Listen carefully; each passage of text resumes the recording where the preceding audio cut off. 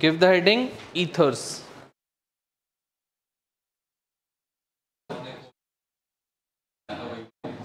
किसका बेटा? Full bass का तो कोई मैकेनिज्म कराया ही नहीं, डायरेक्ट रिएक्शन थी उसमें, तो कोई मैकेनिज्म था ही नहीं उसका बेटा।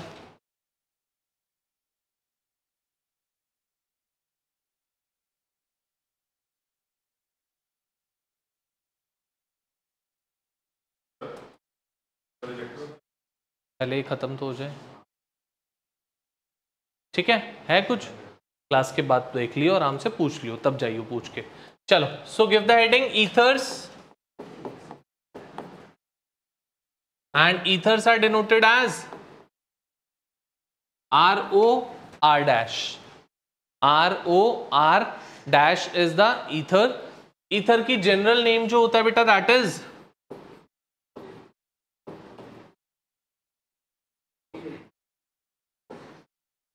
Alkoxy alkane. The thing is, किसको एल्कोक्सी बोलते हैं, किसको एल्केन बोलते हैं? जो भी छोटा ग्रुप होता है, कोई राइट लेफ्ट का कॉन्सेप्ट नहीं होता। किसने सिखाया right left?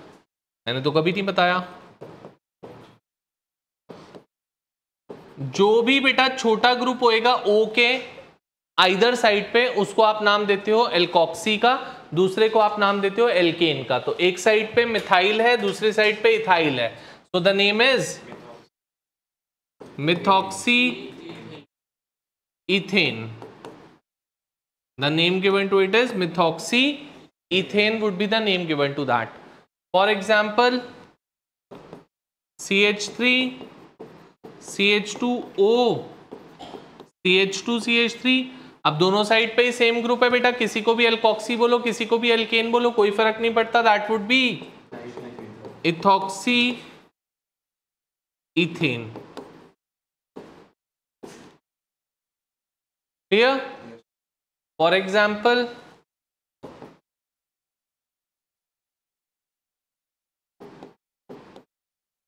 this thing is there. तो पेरेंट चेन क्या है? ये है पेरेंट चेन। इस पेरेंट चेन के साथ में this group is the methoxy group, so the name given to it is 2-methoxypropane. So it's a 3 carbon chain, so 2 पे methoxy and propane, 2-methoxypropane is the name given to it. For example,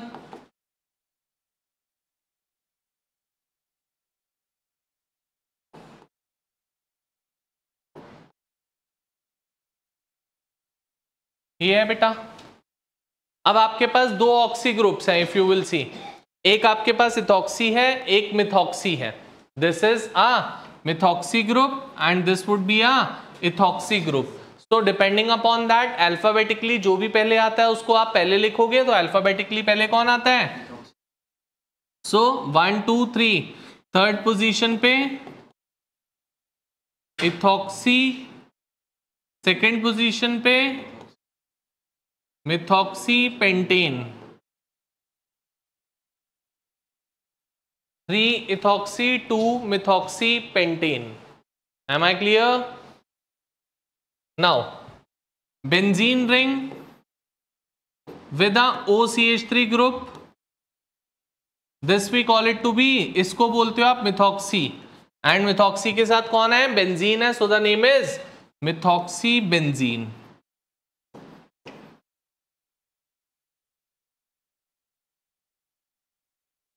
और common name of it is anisole. Methoxybenzene और anisole is the name given to this compound. ऐसे ही बेटा benzene पे if there is OC2H5, then this OC2H5 is given the name of ethoxy, so that would be ethoxy benzene.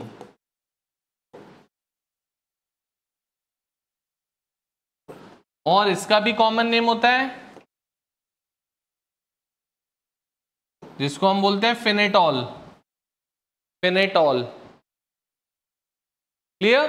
Benzene with OC2H5 we call it to be phenetole, common name है इसका। चलो आगे बढ़ते हैं। और examples देखते हैं कुछ। सो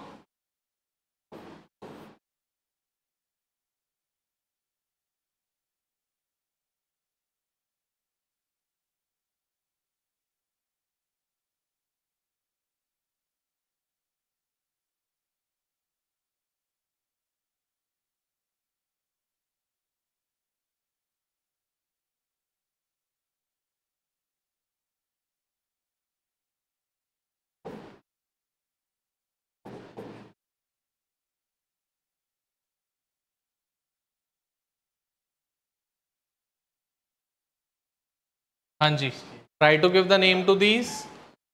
benzene with OCH3 and Br, तो एक को हम एनिसोल बोल सकते हैं और एनिसोल की सेकंड पोजीशन पे ब्रोमो है, तो दिस इज एनिसोल एंड 2 पे ब्रोमो है, तो it would be 2 bromo anisole. 2 bromo anisole would be the name of it. ये देखोगे अगर तो दिस इज अगेन एनिसोल, उसकी फोर्थ पोजीशन पे नाइट्रो है, तो it would be 4 nitro anisole,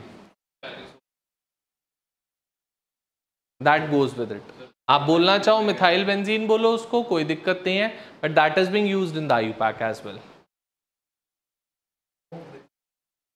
फिर आपको मिथॉक्सी की भी पोजीशन बतानी पड़ेगी, ब्रोमो की भी, अल्फाबेटिकली जो पहले आएगा उसके अकॉर्डिंग नेम दोगे, तो 2 ब्रोमो 4 मिथॉक्सी या 2 ब्रोमो 1 मिथॉक्सी ऐसे करके नेम देना पड़ेगा हमें। तो इसको 1 बोलोगे अगर, इसको फिर 2 बोलोगे, तो 1 bromo 2 methoxy benzene, that would be the name, अगर एग्जैक्ट IUPAC के अकॉर्डिंग चलोगे। नहीं तो anisole is also being counted in the IUPAC अगर हम ये लिखते हैं तो। क्लियर? तो यहां पे दिस इज एनिसोल, एनिसोल के साथ में there is methyl at the fourth position, so 4 methyl anisole. अब बेटा ईथर और कीटोन में से ज्यादा प्रायोरिटी कीटोन की होती है, तो parent over here would be this would be the parent, तो the name of it comes out to be, ये पूरा होता है एसिटोफिनोन, एसिटोफिनोन की सेकंड पोजीशन पे there is methoxy, so the name is 2 methoxy acetophenone.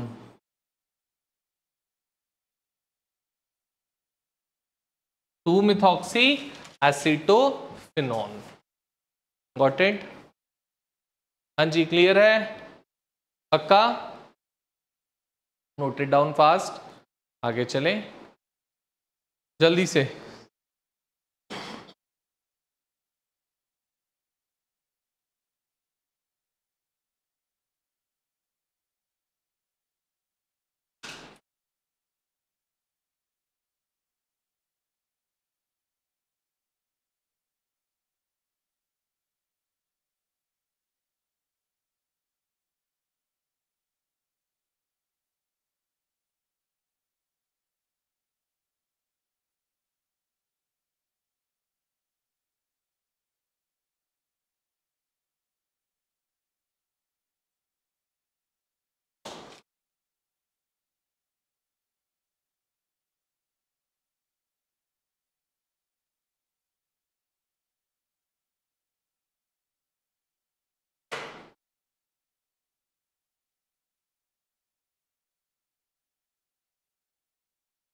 Noted?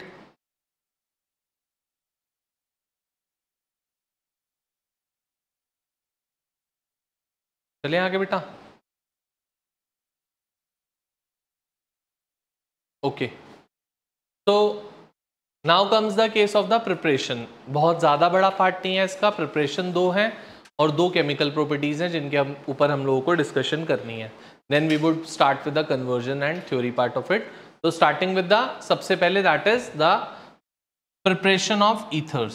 So give the heading preparation of ethers.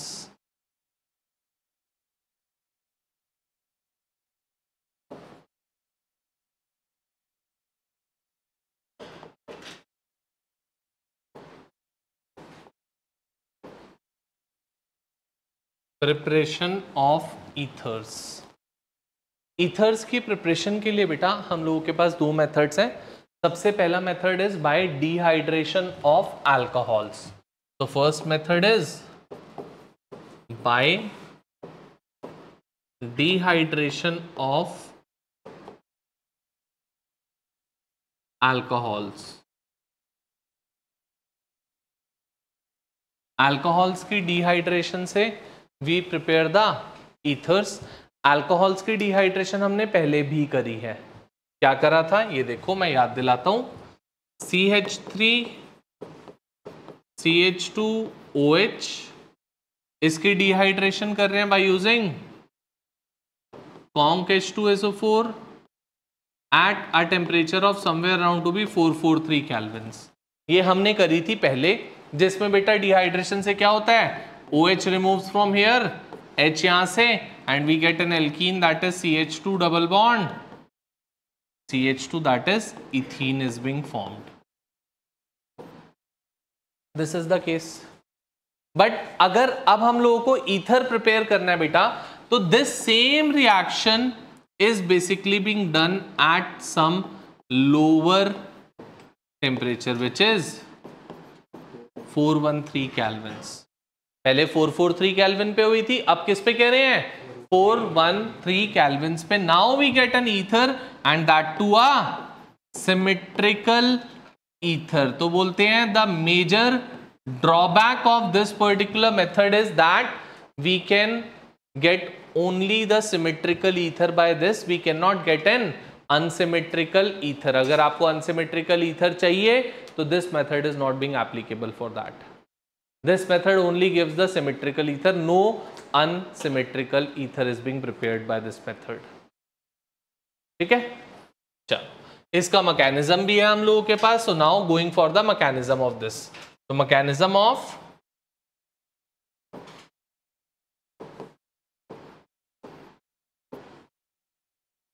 dehydration of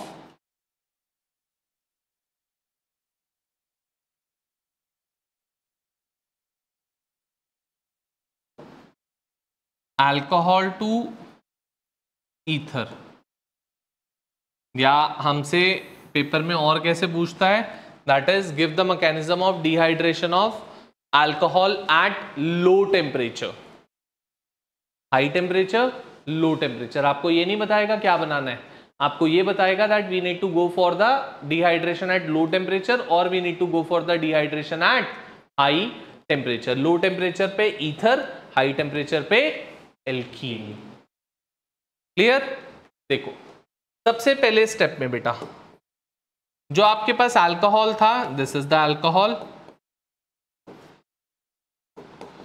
first step is basically the protonation of alcohol. जो आपके पास alcohol है इसको protonate करने का काम करना है हमको फर्स्ट स्टेप में। प्रोटोनेट करने का मतलब होता है H+ अटैक कराना है इस पे। तो first step there is H+ with us, this H+ comes and attacks on this oxygen। H+ comes and attacks on oxygen और क्या बन जाता है, CH3 CH2OH H and a plus charge, that is a protonated alcohol is being prepared in the first step। पहले step में क्या मिला, protonated alcohol. Second step, ये जो प्रोटोनेटेड अल्कोहल मिला हमको बेटा, इस प्रोटोनेटेड अल्कोहल को we again reacted with the original alcohol. ये जो ओरिजिनल अल्कोहल था इसके साथ CH3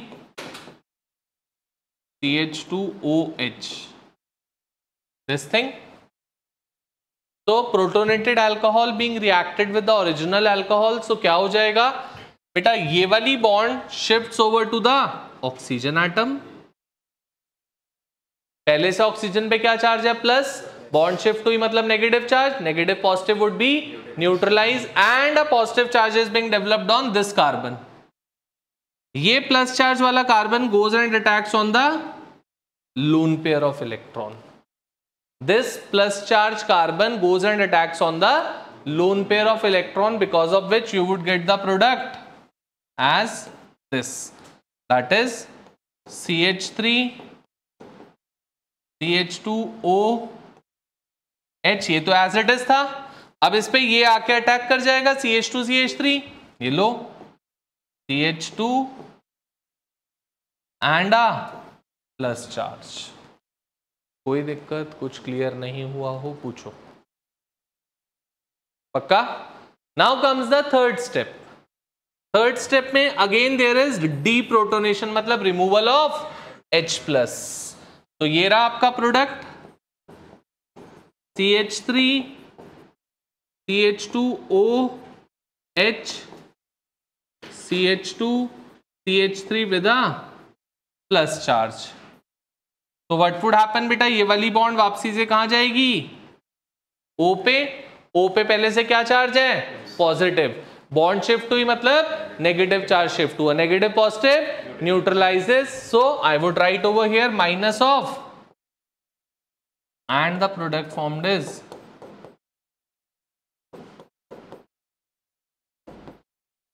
this is the product being formed, जो हमें चाहिए था। देखो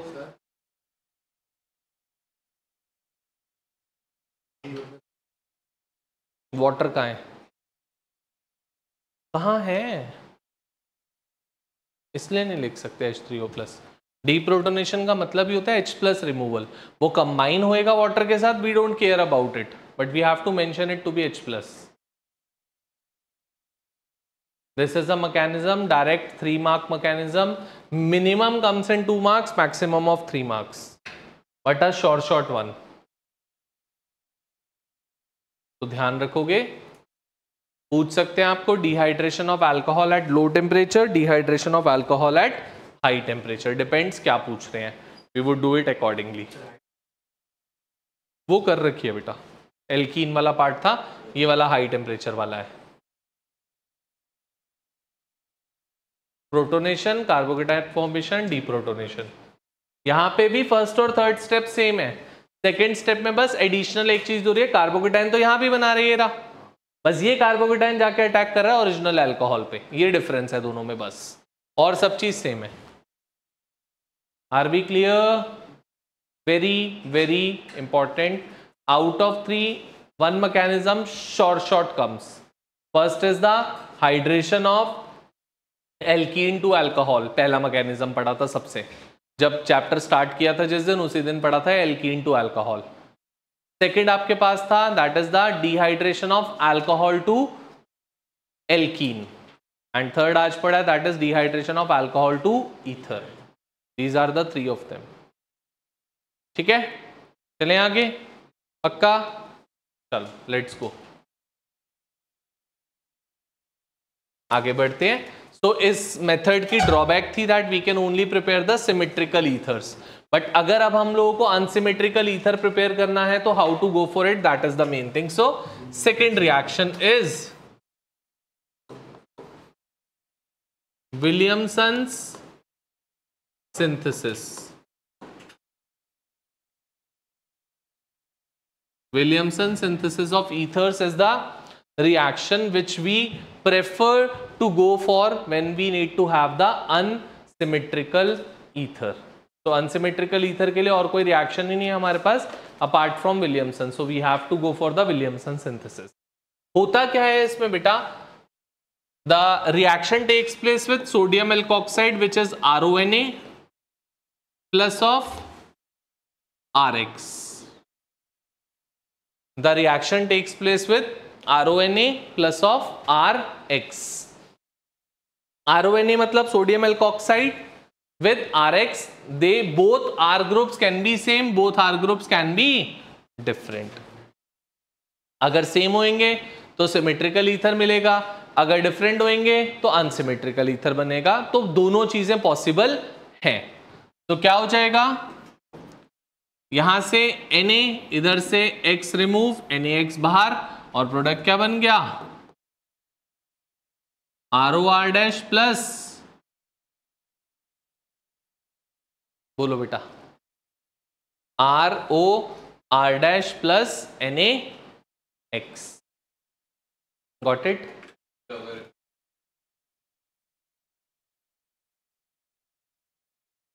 बेटा ये थोड़ी ना बोल रहे हैं कि वो यूज करेंगे फिर ये यूज करेंगे, ऐसा नहीं कह रहे। अब दो मेथड्स हैं, दोनों में से कोई भी मेथड हम यूज कर सकते हैं। इसमें सिमेट्रिकल भी बन सकता है, अनसिमेट्रिकल भी, दोनों चीजें। अगर कभी हमें RONA वाला पार्ट यूज करना है तो उससे तो नहीं हो सकता ना RONA, इसलिए। तो there are two possibilities, either we can go for this और we can go for that. So CH3 CH2ONA plus of CH3Cl, ये है बेटा।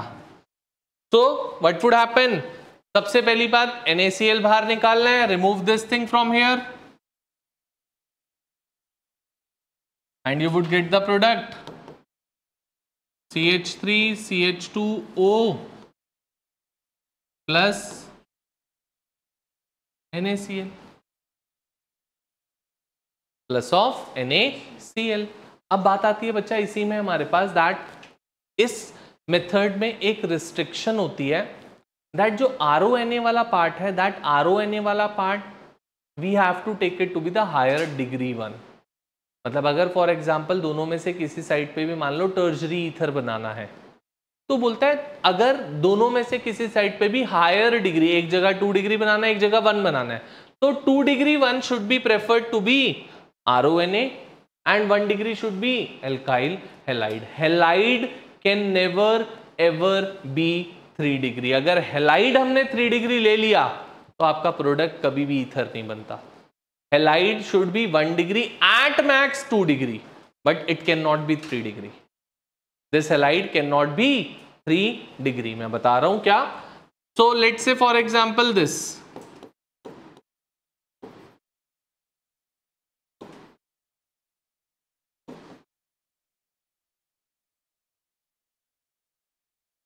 बन जाएगा आराम से product. For example this one,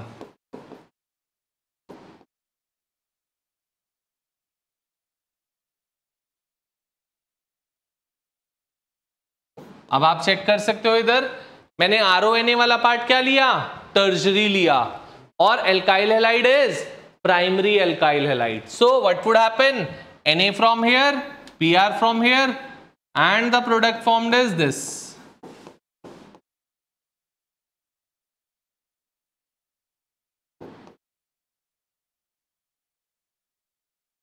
And the product formed is this one. अब मैं इसको अगर रिवर्स कर देता हूं बेटा, रिवर्स करने का मतलब अपोजिट कर देता हूं कुछ ऐसे,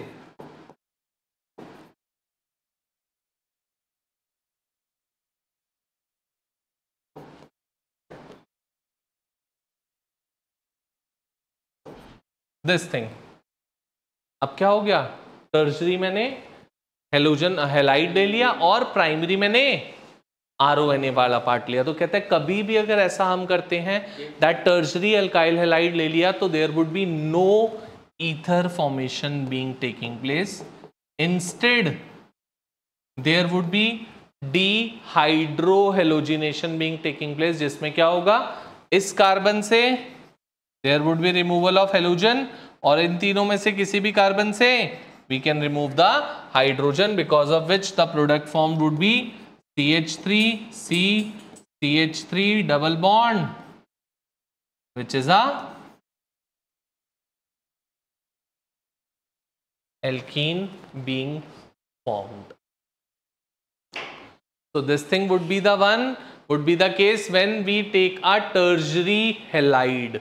अगर टर्शरी हैलाइड होएगा तो never ever ether would be formed.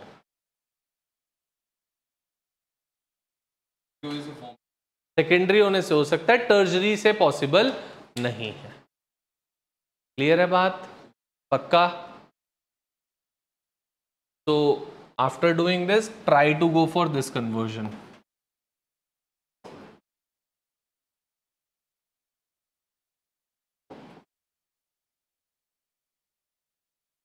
Phenol to anisole.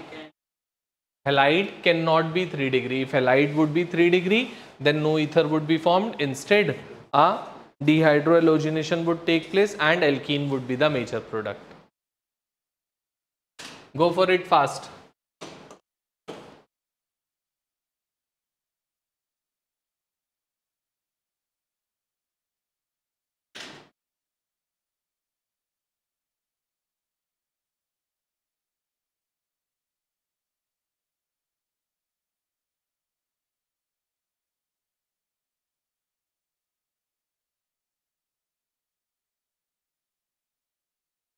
It should be the case higher degree alkoxide की होनी चाहिए, लोअर डिग्री हेलाइड की होनी चाहिए।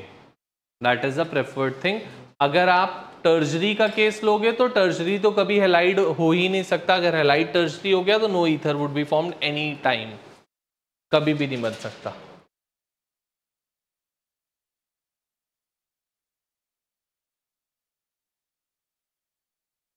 Done.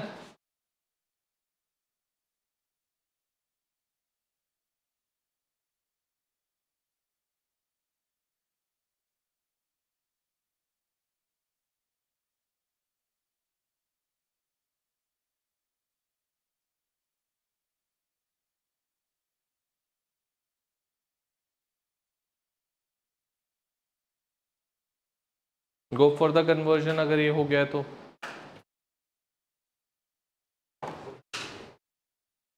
Conversion, go for it.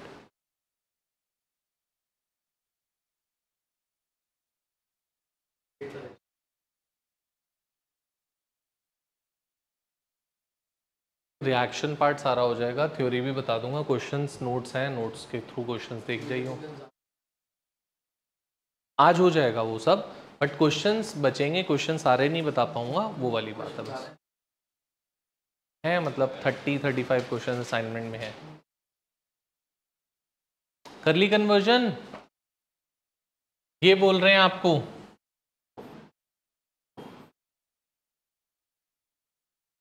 Phenol to anisole.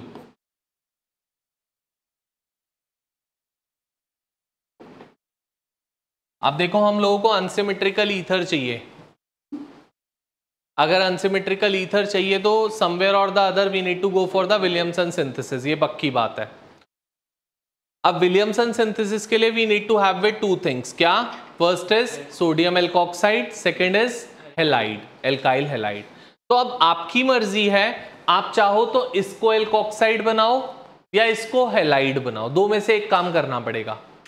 इसको या तो एल्कोक्साइड बनाओ, इसको या तो हेलाइड बनाओ। मैंने क्या बोला?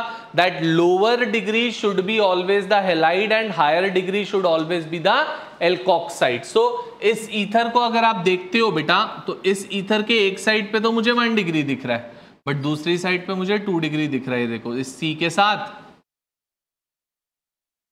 है ऐसा, यस और नो? अगर ऐसा है तो बेटा मुझे इसको क्या बनाना पड़ेगा? ONA बनाना पड़ेगा, because this is the 2 degree one, so this should be ONA। We can not have it to be the halide. अगर इसको हेलाइड बना दोगे तो आपका विलियमसन सिंथेसिस गलत हो गया। विलियमसन सिंथेसिस जो कहता था वो नहीं हो पाएगा। तो to make it to be ONA, reacted with Na, क्या बन जाएगा? Benzene with ONA। और फिर एक CH3 लाना है, तो रिएक्टेड विद CH3Cl, CH3Cl, यहां से Na, यहां से Cl रिमूव हुआ, and you would get your product, you would get your product. But इसका अगर अपोजिट काम करोगे तो that conversion would be wrong. ये मतलब आप इसको हेलाइड बनाने की कोशिश करो, पहली बात तो हेलाइड बनेगा नहीं, क्योंकि फिनॉल में there is a partial double bond character जिसको ब्रेक करना इज डिफिकल्ट, फर्स्ट थिंग। इसलिए विलियमसन सिंथेसिस कहता है that ONA should be the higher degree and other one should be the lower degree.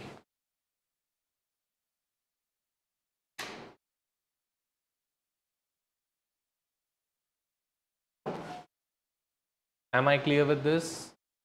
Any doubts, any problems, anything in this? चल सकते हैं आगे, पक्की बात? नोट डाउन कर लिया सबने? ठीक है। So with this the preparation part of the ethers is being done. Now comes the chemical properties. So give the heading chemical properties of ethers. Chemical properties of ethers. Ethers की chemical properties के लिए बेटा सबसे पहली चीज जो हमारे पास आती है, that is first chemical property of ether is cleavage of CO bond, cleavage of CO bond, मतलब कार्बन ऑक्सीजन जो बॉन्ड है उसको हमें ब्रेक करना है, क्लीव करना है, उसके लिए हमारी डिस्कशन है. So we were having with ROR dash, this is an ether and I am reacting it with, let's say, HI. I am reacting it with HI. तो इसको मैं अगर HI के साथ रिएक्ट करता हूं बेटा, तो अब दो चीजें बनेंगी. एक तो बनेगा आपका अल्कोहल, दूसरा बनेगा आपका एल्काइल हेलाइड. बात आती है कि कहां से अल्कोहल बनेगा और कहां से हेलाइड बनेगा, क्योंकि दो ग्रुप्स हैं, एक R है एक R डैश है. These two groups can be same, can be different. अगर सेम होंगे तब तो कोई डिस्कशन ही नहीं रह गई, बट अगर डिफरेंट होते हैं तो वी हैव टू डिसाइड कि कहां से आपका अल्कोहल बनेगा और कहां से हेलाइड बनेगा. सो अभी सिंस हमें पता नहीं है ग्रुप, तो मैं आपको क्या बताने जा रहा हूं, दैट जहां पर भी छोटा ग्रुप होगा, दोनों में से जिस साइड पे भी छोटा ग्रुप होएगा उसके साथ हेलाइड जाएगा.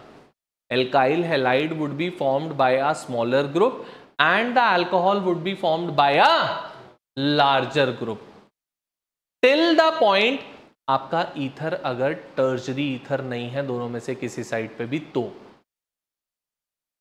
मैंने बोला दोनों साइड में जो भी एल्काइल ग्रुप्स आपके पास होने वाले हैं, तो छोटे वाले एल्काइल ग्रुप्स के पास क्या जाएगा, हेलोजन जाएगा, और बड़े वाले एल्काइल ग्रुप के साथ अल्कोहल बनेगा.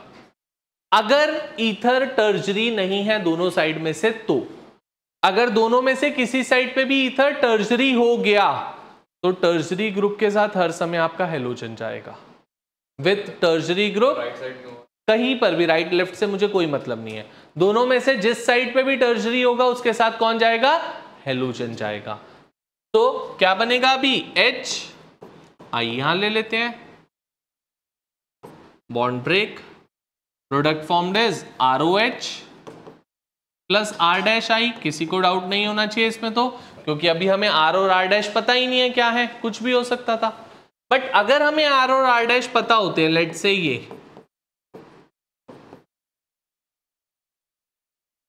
अब बेटा छोटा ग्रुप कौन सा है, दिस वन, इसके साथ कौन आएगा, हेलोजन, और दूसरे वाले के साथ, तो क्या बन जाएगा, CH3I plus CH3 CH2OH.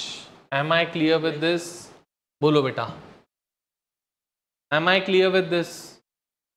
This thing would be applicable till the point we are not having the tertiary ether on either side. अगर दोनों में से एक साइड पे भी टर्शरी ईथर आ गया तो इसका रिवर्स केस हो जाएगा. फिर जो टर्शरी होएगा उसके साथ हेलोजन जाएगा और जो प्राइमरी सेकेंडरी होगा उसके साथ अल्कोहल बनेगा. तो it would be CH3 CH CH3O reacting it with HBr, reacting it with HBr. तो क्या हो जाएगा बेटा, Br would go with this, H would come over here, bond breaks, compound formed is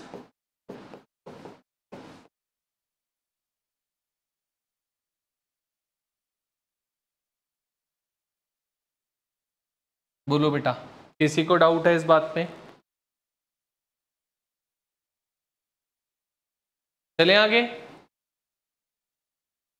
अब अगर मैंने एक साइड पे टर्शरी ग्रुप ले लिया, मान लो ये,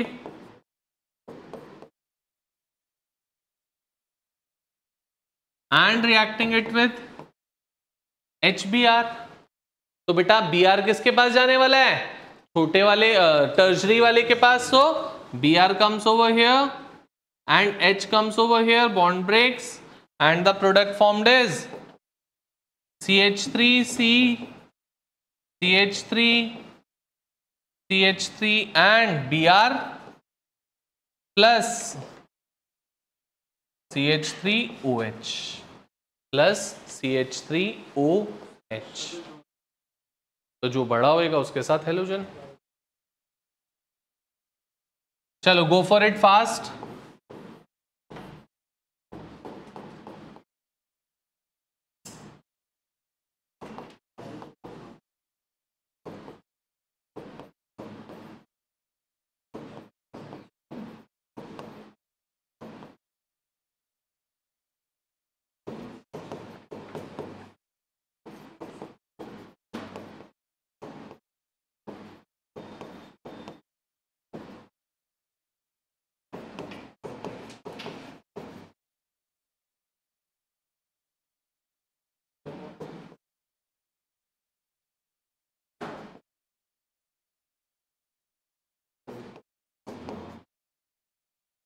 चलो go for it fast. Complete this and then do that reactions. Do it fast. देखो बेटा, यहाँ पे smaller this I H this way. Next one I H bond breaks, एक साइड पे 2 डिग्री, एक साइड पे 1.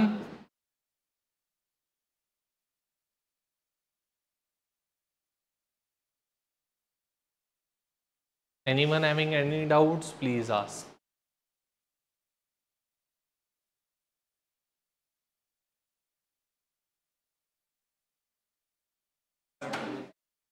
क्यों जाएगा बेटा? तो हमने क्या सीखा है? ये बोला मैंने, तो है टर्शरी क्या अभी? फिर जब तक टर्शरी नहीं होएगा तब तक स्विच कैसे हो जाएगा? केस तो तभी स्विच होएगा जब टर्शरी वाला होएगा. छोटा कौन है दोनों में से? ये. तो इसके साथ हेलोजन आया, इसके साथ अल्कोहल बना. अब यहाँ पे दोनों सेकेंडरी थे, तो दोनों सेकेंडरी में से छोटा कौन है? ये. तो इसके साथ हेलोजन आ गया. क्लियर? बोलो बेटा, चलें आगे.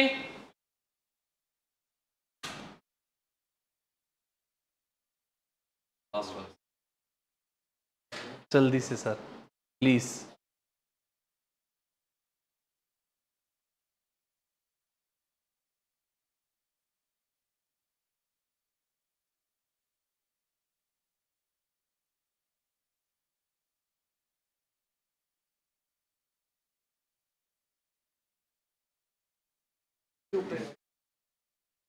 दोनों सेम ही है वो तो ना वहां पे. फिर चलो आगे बढ़ रहे हैं आप. So first chemical property, that is cleavage of CO bond, is done. Now comes the case of the second chemical property, which is electrophilic substitution reaction. So the second comes is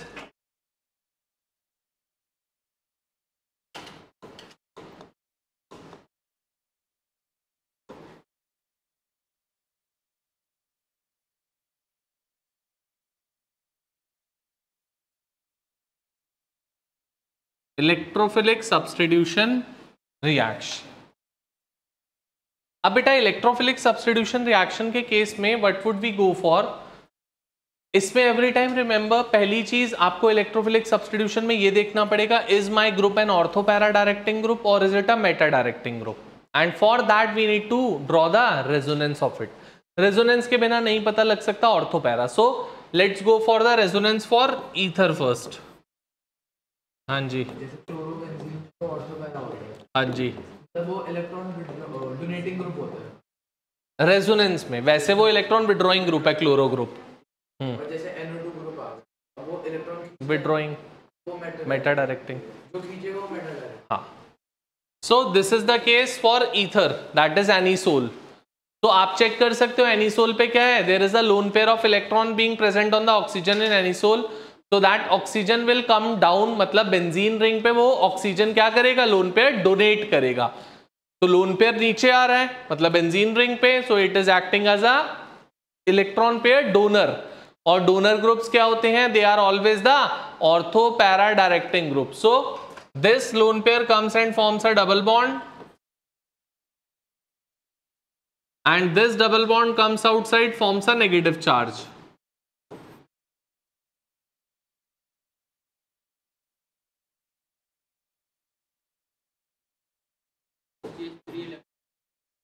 क्या बेटा?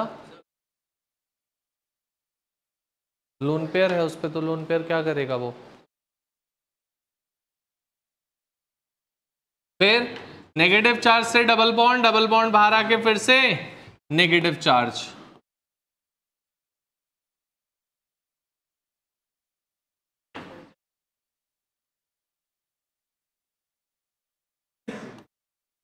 This thing again what happens?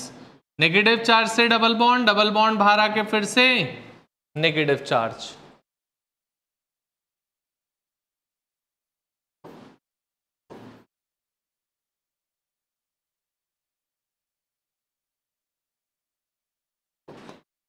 फिर negative charge से double bond वापसी ऊपर जाके negative charge, पहले से ऊपर पॉजिटिव चार्ज था, negative positive would be neutralized and the last structure would come out to be like this. Bond rotation हो गई, क्लियर। अब इसका क्या करेंगे, equivalent structure.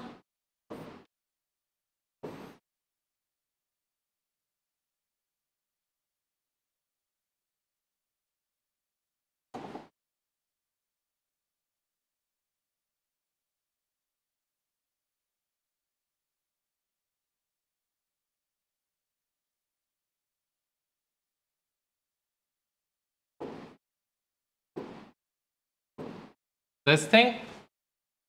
So since the negative charge is being developed either at ortho position or at para position, so we would call it to be the ortho para directing towards electrophilic substitution reactions. So it is O comma P directing towards electrophilic substitution reactions. Am I clear? So going for the reactions of it, सबसे पहली reaction आती है बेटा हमारे पास, that is bromination of anisole. So this is anisole,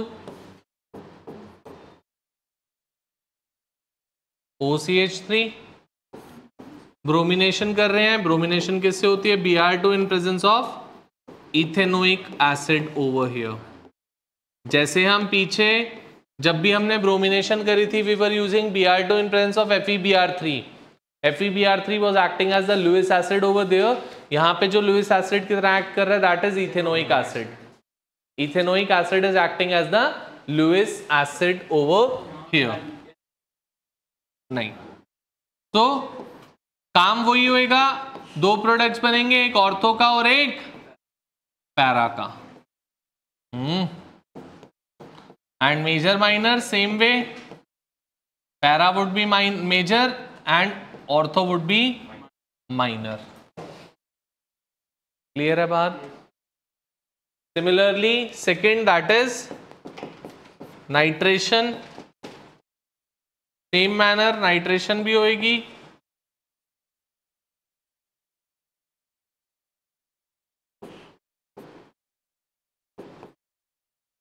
This thing, going for the nitration with conc HNO3 plus conc H2SO4, conc HNO3 plus conc H2SO4, तो क्या हो जाएगा, NO2 group would come at ortho and para,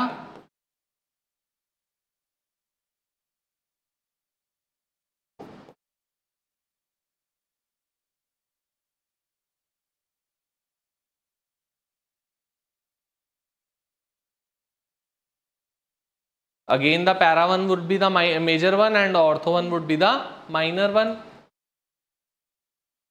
Next, that is third,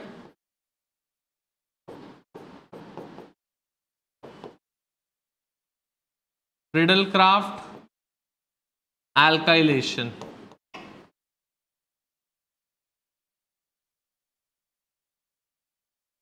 Friedel-Crafts alkylation. Alkylation में क्या होगा बेटा, alkyl group would come and attack. So this is OCH3 reacting it with CH3Cl in presence of anhydrous AlCl3. So CH3 would come and attack on the ortho and para position.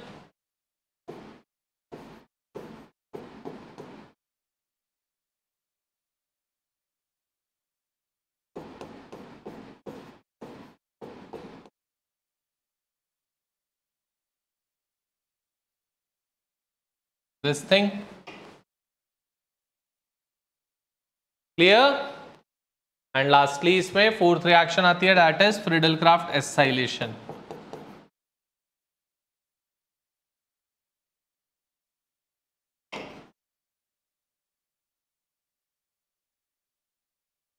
Friedel-Crafts acylation, acyl group आके attack करेगा.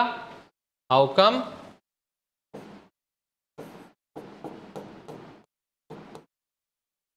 Reacting it with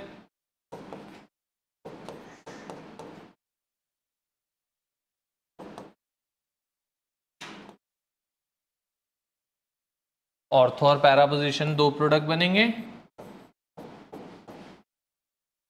OCH3 with C double bond OCH3 plus OCH3 with C double bond OCH3. Can anyone tell me the name of the product being formed? दोनों last वाला, last one अभी बताया था मैंने. ये 2-methoxyacetophenone and 4-methoxyacetophenone. Last one लिख ही नहीं सकते एनिसोल के टर्म्स में. प्रायोरिटी किसकी है? कीटोन की ज्यादा है, दैट्स वाई. ठीक है, 2-methoxyacetophenone and 4-methoxyacetophenone. Go for it fast.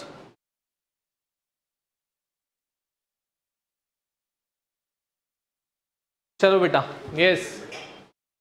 So the preparation and chemical properties of ethers are being done. So the reaction part of the chapter is being finished. Now comes the case for the theoretical portion. And उसके बाद फिर conversion और theory questions देखेंगे. तो starting of with सबसे पहले that is acidic nature of alcohols.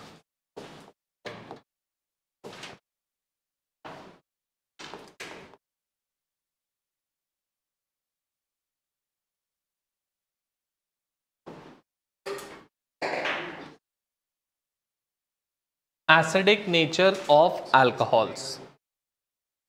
देखो ये तो बात क्लियर है दैट कि कोई भी सब्सटेंस एसिडिक कब होता है? When it is having the tendency to release H+ ions.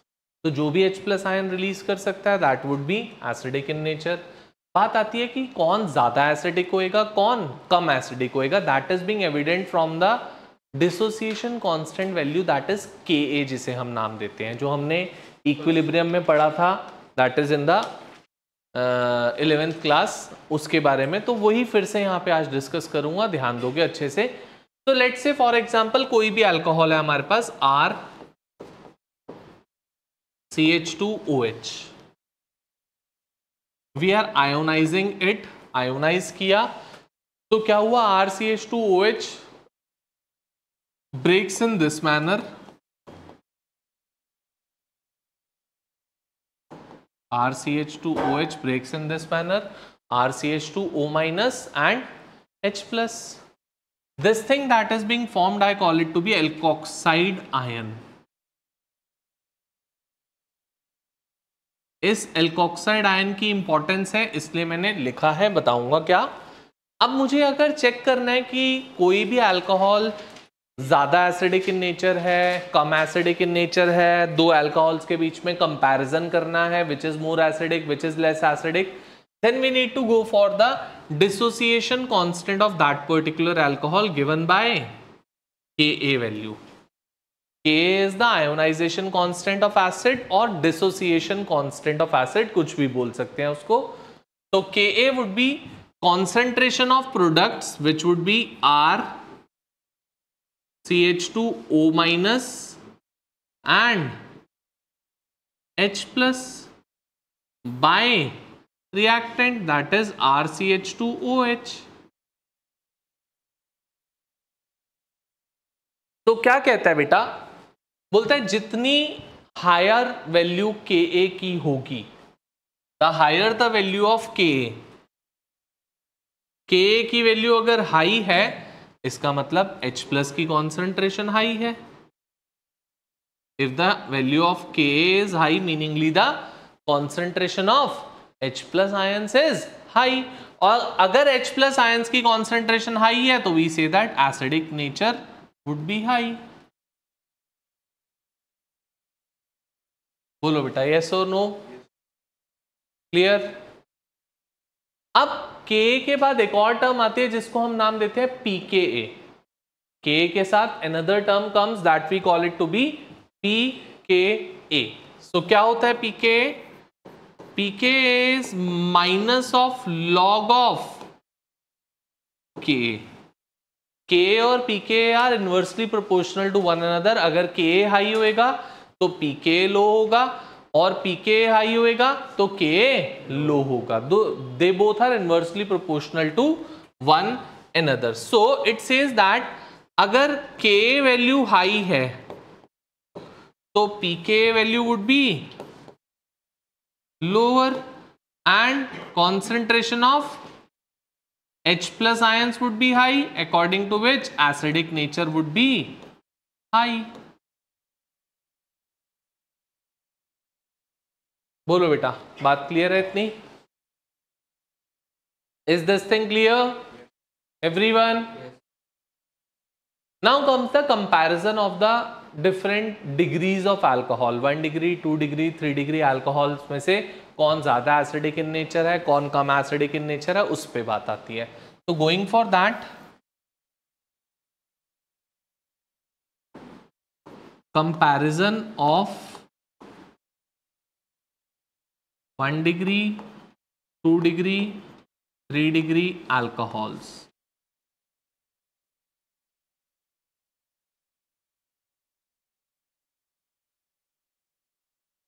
Alcohols की डिग्री में हमको कंपैरिजन करना है कि कौन ज़्यादा एसिडिक इन नेचर होएगा और कौन कम एसिडिक इन नेचर होएगा. तो ध्यान से देखेंगे. तो let's say we are having with 3 alcohols, RCH2OH, RCrHOH and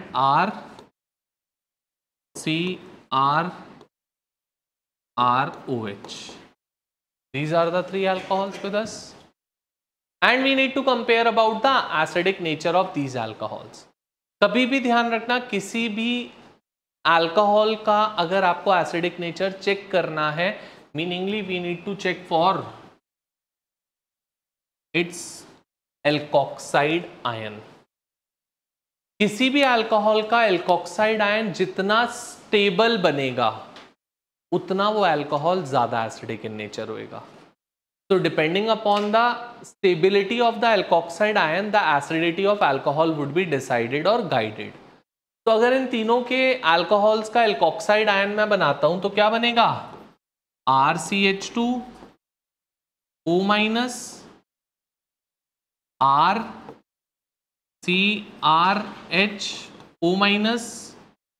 and RCrRO-.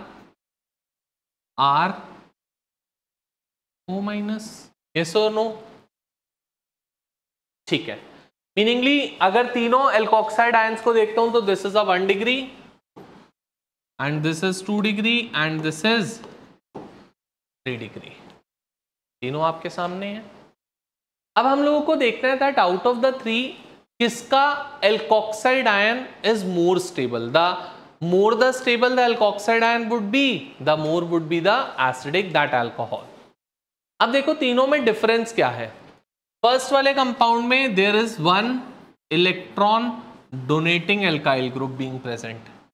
In the second one there are 2 electron donating alkyl groups, and in the third one there are 3 electron donating alkyl groups being present on the carbon atom on which O- is there. ऐसा ही है बेटा.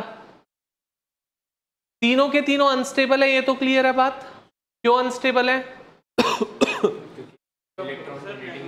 Because of the negative charge being present on them. अगर हम उसके negative charge को stabilise करा दें या न्यूट्रलाइज करा दें या कम करा दें तो वो स्टेबल होएगा. अब बेटा यहाँ पे एक electron donating alkyl group attach है जो क्या करेगा, इस पे नेगेटिव चार्ज डोनेट करेगा. यस और नो? इसमें 2 अटैच है जो इस कार्बन पे नेगेटिव चार्ज डोनेट करेंगे और इसमें 3 अटैच है जो इस कार्बन पे नेगेटिव चार्ज डोनेट करेंगे. सबसे ज्यादा negative charge can I say would be on the carbon having 3 R groups attach to it. तो बेटा इस पे पहले से ही नेगेटिव है. अगर और कार्बन पे 3 डोनेटिंग ग्रुप अटैच हो जाएंगे तो सबसे highest intensity of negative charge would be over here on this carbon, so the repulsions between the two would be the highest here compared to that of over here and compared to that of over here. So can I say that 3 degree alkoxide ion would be least stable compared to that of the 2 degree compared to that of the, so can I say that acidic nature का order for alcohols would be 1 degree alcohol is most acidic, then 2 degree alcohol, then 3 degree alcohol, or on the other hand basic nature of alcohols अगर मैं बात करूंगा तो 3 degree is more basic compared to 2 degree compared to 1 degree. बोलो बेटा, इतनी बात clear है? पक्का?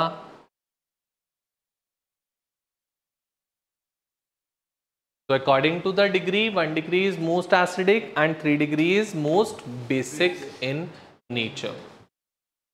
और उसमें भी बेटा अगर मान लो 3 अल्कोहल्स है, तीनों 1 डिग्री अल्कोहल है, तो जिस अल्कोहल में सबसे छोटा एल्काइल ग्रुप प्रेजेंट होएगा that would be most acidic, क्योंकि इलेक्ट्रॉन डोनेटिंग नेचर उसका सबसे कम होएगा, और जितना एल्काइल ग्रुप बड़ा होता जाएगा इलेक्ट्रॉन डोनेटिंग नेचर ज्यादा होता जाएगा, जिसकी वजह से acidic strength would start decreasing. So it may be possible there are 3 alcohols and on that 3 alcohols all 3 are 1 degrees. अब आपको चेक करना पड़ेगा किसमें एल्काइल ग्रुप छोटा है और किसमें एल्काइल ग्रुप बड़ा है. The bigger the alkyl group the less the acidic it would be. Am I clear? पक्का? Note it down fast. जल्दी से.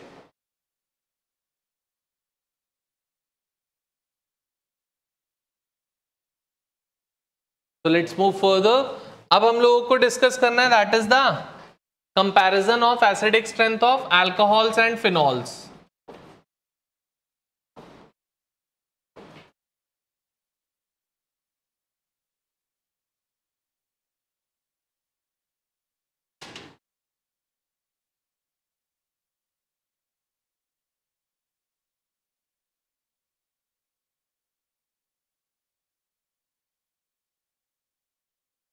Comparison of acidic strength of alcohol and phenol. ध्यान दोगे अच्छे से क्या चीज है आप.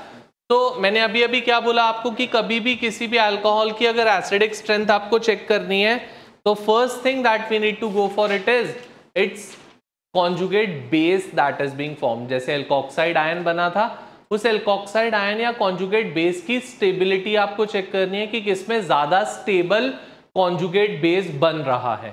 जहां पे जितना ज्यादा स्टेबल कॉन्जुगेट बेस बनेगा वो कंपाउंड उतना ज्यादा एसिडिक इन नेचर होगा. फॉर एग्जांपल मान लो अल्कोहल है ROH. ROH अगर आयोनाइज होता है तो क्या बनता है? RO minus plus. So this thing that is being formed is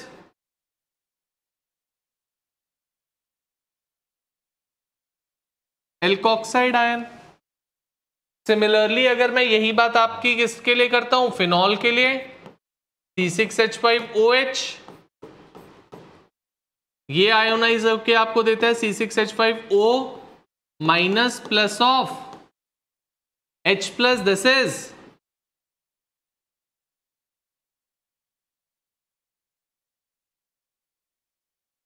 phenoxide ion that is being formed.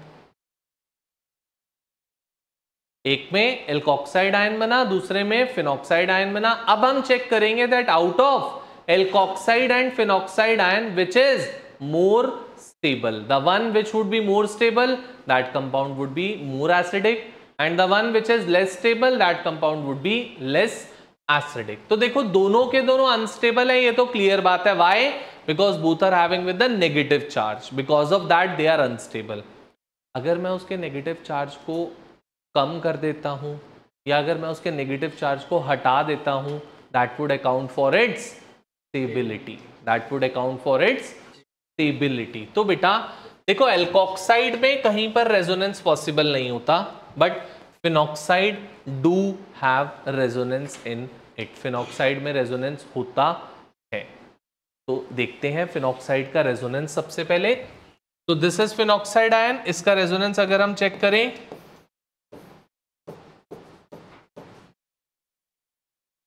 This thing, so negative charge से डबल बॉन्ड बाहर आके नेगेटिव चार्ज,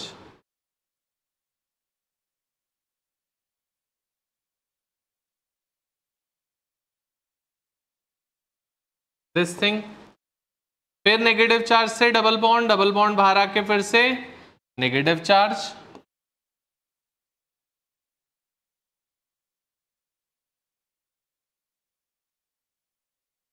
नेगेटिव चार्ज से डबल बॉन्ड बाहर आके अगेन नेगेटिव चार्ज,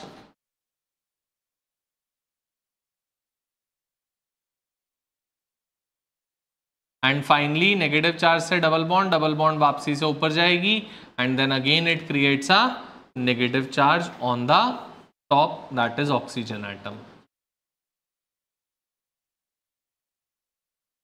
तो अगर आप यहां पे चेक कर रहे हो तो we are having with 5 resonating structures over here, 5 resonating structures हैं। इसका मतलब क्लियर कट है दैट की चार्ज का डीलोकलाइजेशन, चार्ज की मूवमेंट सबसे ज्यादा किसमें है, इन द फिनॉक्साइड। एल्कोक्साइड में तो चार्ज की मूवमेंट है ही नहीं, एल्कोक्साइड में तो चार्ज मूव ही नहीं कर रहा, फिनॉक्साइड में देयर इज चार्ज मूवमेंट। और जितना ज्यादा चार्ज की मूवमेंट होगी उतना वो कंपाउंड क्या होएगा, स्टेबल होएगा। If there is delocalisation of charge, charge एक जगह एक्यूमुलेटेड नहीं होना चाहिए। If charge is movable, if charge is delocalising, then that accounts for the stability of that compound. So in this, since resonance is possible, because of that particular reason the charge is movable, because of that we say that phenoxide ion is more stable compared to that of alkoxide ion, owing to which alcohols would be less acidic compared to that of phenols. So I would say that phenol is more acidic than alcohol.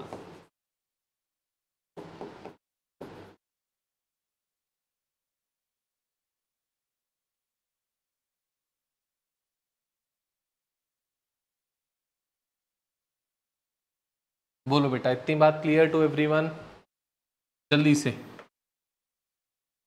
Is this clear? पक्का? चल आगे बढ़ते हैं।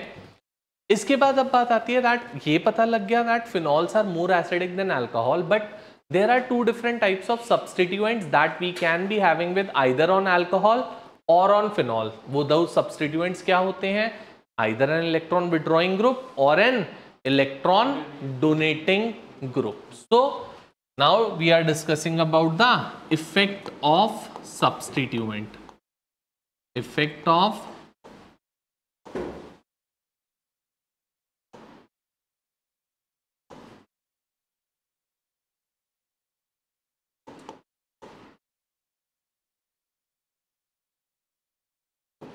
effect of substituent on acidic nature of phenol। Phenol के acidic nature पे substituents का क्या effect होता है उसके बारे में बात करने जा रहे हैं। तो we are having with 3 different compounds, that is phenol,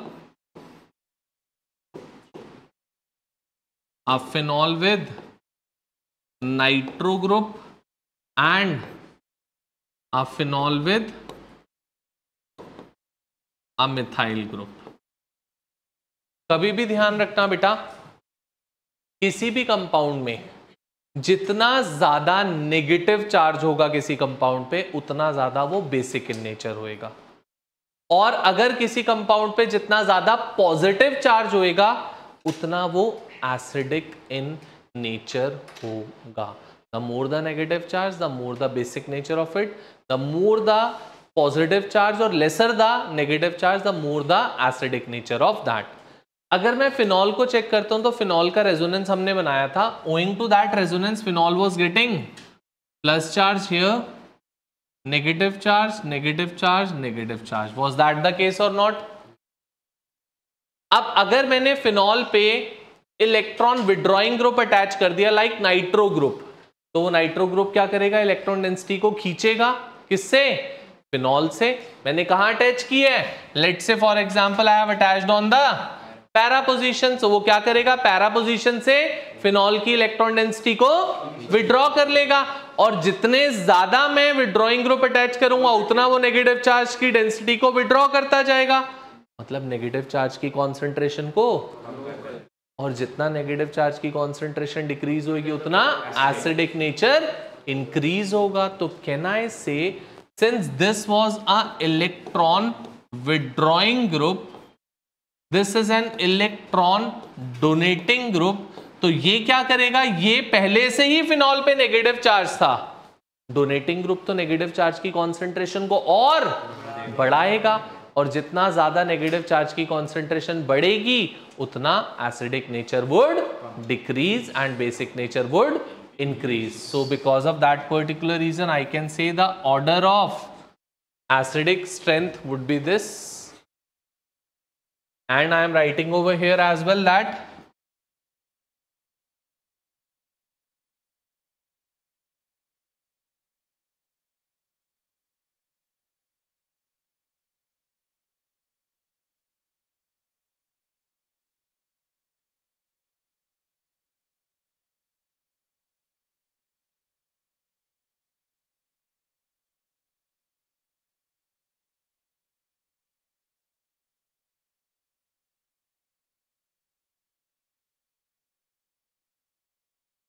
बोलो बेटा, कैन आई से this, electron donating group decrease करते हैं एसिडिक स्ट्रेंथ को, और electron withdrawing group increases the acidic strength. Note it down fast.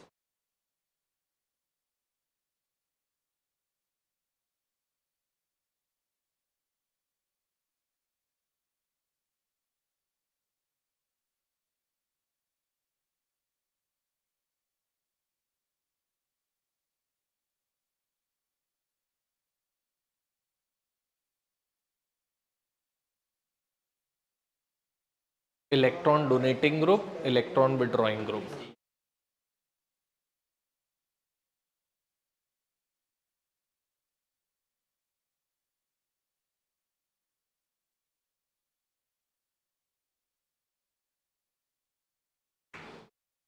Noted everyone?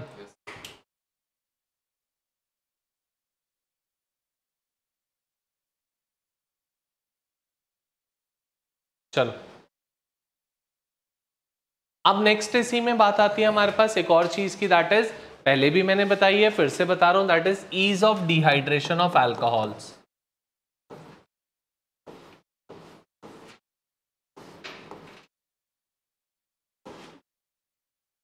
Ease of dehydration of alcohol. Alcohol की dehydration का हम लोगों ने पूरा मैकेनिज्म किया है, जिसमें एल्कीन फॉर्म होता था, उसमें second step that was carbocation formation was the slow step, और हमने क्या बोला था, that slow step is basically the rate determining step. तो जितनी आसानी से और जितना स्टेबल आपका कार्बोकेटायन फॉर्म होएगा उतना रिएक्शन फास्टर प्रोसीड होएगी, एंड कार्बोकेटायन की स्टेबिलिटी का ऑर्डर था 3-2-1। Similarly the ease of dehydration का ऑर्डर क्या होएगा, 3-2-1। ठीक है, नेक्स्ट इज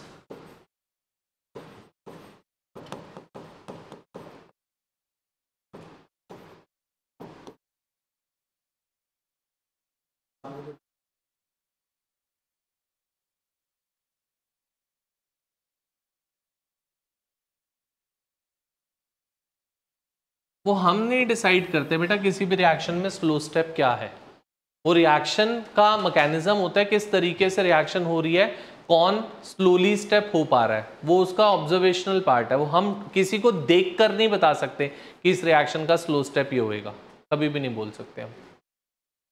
तो reactivity of alcohols with active metals होते हैं वेरी हाईली रिएक्टिव मेटल्स, उनके साथ रिएक्टिविटी की बात कर रहे हैं, लाइक सोडियम हो गया, मैग्नीशियम हो गया, पोटेशियम हो गया, इन सब मेटल्स के साथ रिएक्टिविटी ऑफ अल्कोहल्स की बात कर रहे हैं। तो बेटा ये सारे मेटल्स करते क्या काम है? Basically they remove the hydrogen ion from the alcohol and goes and attacks on alcohol to form the salt. Sodium alkoxide जो बनता है, that sodium alkoxide is nothing, it is a salt of the alcohol. Alcohol का salt बन गया. और कैसे बना? By the removal of H plus ion. जितना आसानी से, जितना जल्दी से H plus ion रिमूव होएगा, उतना हम उसको क्या बोलेंगे? मोर रिएक्टिव का नाम देंगे.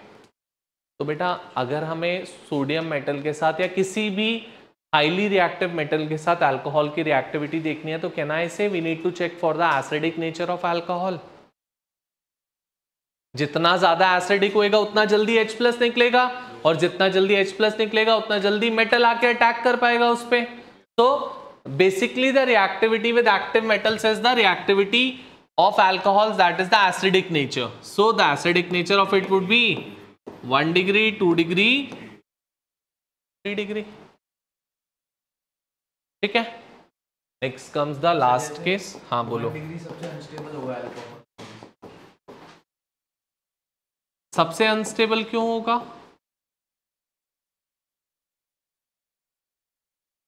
बेटा हम ये और ये तो अलग अलग चीजें हैं, उसको दोनों को एक दूसरे से कंपेयर कैसे कर रहा है? डिहाइड्रेशन का ईज मतलब उसमें से H2O रिमूव करने का कॉन्सेप्ट आप बोल रहे हो, और इसमें मेटल को रिएक्ट करने की बात आप कर रहे हो. दोनों को कंपेयर कर ही नहीं सकता.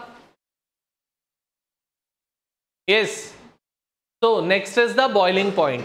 ये हमने फर्स्ट चैप्टर में भी पढ़ा, फिर से यहां पे बात कर रहा हूं. बॉइलिंग पॉइंट किस पे डिपेंड करता है? That is on the forces of interaction. जितनी स्ट्रॉन्ग फोर्सेज ऑफ इंटरैक्शन होंगी किसी कंपाउंड में, उतना ज्यादा उसका बॉइलिंग पॉइंट होएगा, और जितनी कम फोर्सेज ऑफ इंटरैक्शन होंगी उतना कम बॉइलिंग पॉइंट होएगा. अब अगर हम अल्कोहल की बात करते हैं as compare to that of, you can say alkane, as compare to that of ether, as compare to that of aldehyde, तो alcohol can form the hydrogen bonding, whereas alkanes cannot form the hydrogen bonding. So on the basis of that, on the basis of its order, so अगर मैं कहना चाहूं तो I can say that alcohol would be having with higher boiling point compared to that of aldehydes, compared to that of ethers, compared to that of alkane. अब कभी कभी ऐसा भी मिलेगा आपको कि डिफरेंट अल्कोहल्स की आपको बॉइलिंग पॉइंट चेक करना है. सारे अल्कोहल्स हैं उनका बॉइलिंग पॉइंट चेक करना है. जब भी सारे अल्कोहल्स हैं उसमें बॉइलिंग पॉइंट चेक करना है, तो we need to go for the van der Waals forces of interactions. जिसमें higher van der Waals forces of interaction होगी उसका बॉइलिंग पॉइंट ज्यादा होएगा. Van der Waals forces of interactions कम होंगी, बॉइलिंग पॉइंट कम होएगा. सो अगर हम बोले फॉर एग्जांपल ये कंपाउंड है आपके पास,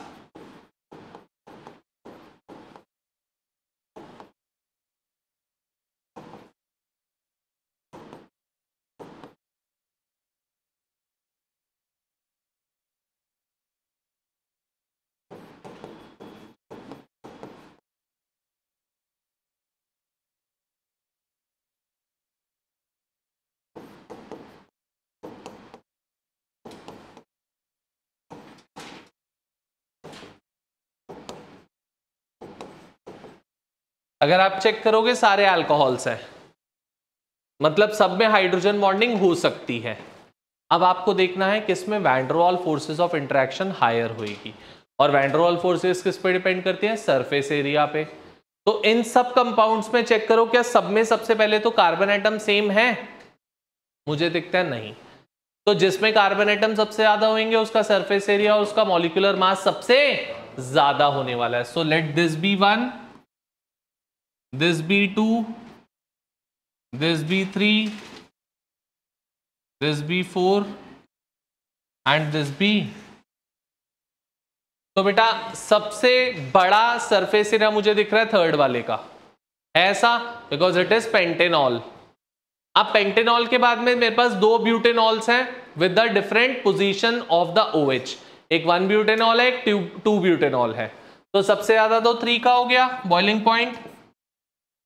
अब इन दोनों में आपको चेक करना है, तो इन दोनों में आपको सरफेस एरिया देखना पड़ेगा. आप दोनों में सेम है, बट सिंस यहाँ पे ब्रांच आ गई तो ब्रांच की वजह से सरफेस एरिया डिक्रीजेस, और अगर सरफेस एरिया डिक्रीज करेगा तो वैन डर वाल forces would also decrease, boiling point would also decrease, so the order would be 3 1 2 then 4 and at the last would be, बोलो बेटा, is the order of the boiling point clear to be all? और कैसे check करना है is that also clear? पक्का से? हाँ बेटा बोल, क्या समझाऊं? हाइड्रोजन बॉन्डिंग की वजह से। हाँ, इसमें हाइड्रोजन बॉन्डिंग होगी, इसमें लेसर एक्सटेंट तक होती है, इसमें और कम, और उसमें होती ही नहीं है। वो है ना बेटा, करा के दिया वो, इसलिए मैंने यहाँ डायरेक्ट लिखा है, पीछे पढ़ के ही नहीं आते हैं हम तो क्या होगा, कुछ पीछे की चीजें नहीं पढ़ते। डिहाइड्रेशन का मैंने पूरा मैकेनिज्म कराया बेटा, पीछे वाली क्लासेस पढ़ा तो कर। तो बेटा dehydration of alcohol to alkene का हमने मैकेनिज्म पढ़ा था, जिसमें second step was the carbocation formation and that was the slow step, and we all know that slow step is the rate determining step. So in that carbocation form हो रहा था, तो carbocation की stability and ease of formation of carbocation decides the order of reaction, and ease of formation of carbocation का order होता है 3 to 1, that's why dehydration of alcohol का भी ऑर्डर क्या है 3 to 1। जल्दी से नोट डाउन करो, फास्ट फास्ट।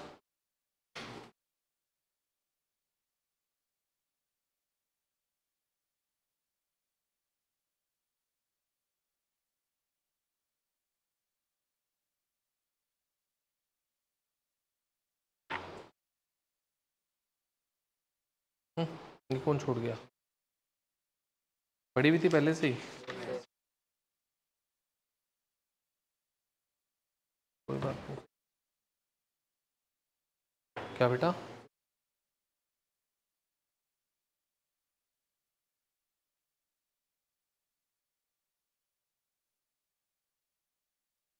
क्या था,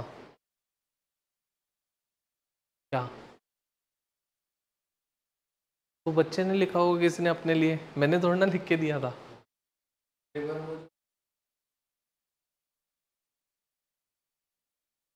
चलो जल्दी से नोट्स पे आओ, लेट्स सी द क्वेश्चंस।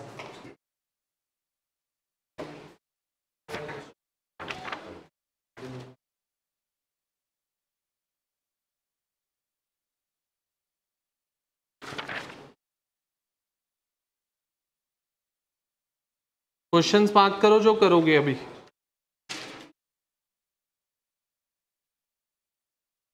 ये बस ऑर्डर वाले क्वेश्चंस बता रहा हूं और कोई नहीं बता रहा हूं। पेज नंबर ऑर्डर ये page number 95 question number 7th 8th, page number 95 question number 7 and 8, then page number 98 से पहले 97 पे क्वेश्चन नंबर 6 7 अभी बताई हैं चीज़ें सारी मैंने, then question number 9th 10th 11th 12th 9 10 11 12 14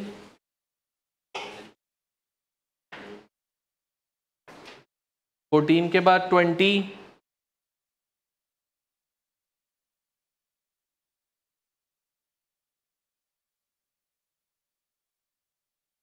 that's it. जैसे क्वेश्चन नंबर 7 ही देखो, बिल्कुल मैंने अभी अभी बताया है। क्वेश्चन नंबर 7 पेज नंबर क्या है 7 का बताइए जसकरण। 95 पे क्वेश्चन नंबर 7 नोट्स में टोटल 38 39 ऐसे कुछ है। 95 देखो पेज नंबर 95 पे क्वेश्चन नंबर 7 अभी अभी जो सेम बताया एग्जैक्टली आइडेंटिकल वही क्वेश्चन है क्वेश्चन नंबर 7। चेक करो जल्दी से 7th question, question number 7। Book बेटा घर पे क्यों पड़ी होती है यार दक्ष, क्यों घर पे रहती है बुक, क्यों रख के आया था? तेरे को पता है जब कि आज लास्ट सेकंड लास्ट या लास्ट क्लास से क्वेश्चंस होंगे तो बुक तो होनी चाहिए ना। मैं आ रहा, बुक कहाँ है, बुक कहाँ है, क्यों? जल्दी से करो 7th and 8th question fast, दोनों गो for it, 7th and 8th fast.